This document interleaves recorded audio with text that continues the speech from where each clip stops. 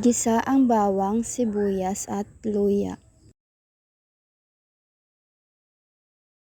Pagkatapos igisa ang bawang, sibuyas at luya, ilagay na ang manok. Haluing mabuti upang kumapit ang lasa ng bawang, sibuyas at luya sa manok. Takpan ng palayok ng 2 minutes. After 2 minutes, tingnan kung may pink na parte pa sa manok at kung wala na, ilagay ng ibang mga sangkap. Ilagay ang toyo, suka, at tubig. Ilagay ang pamintang buo at laurel. Ilagay ang sili.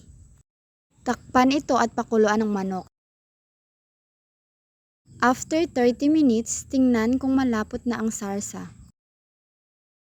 Luto na ang ating adobong manok.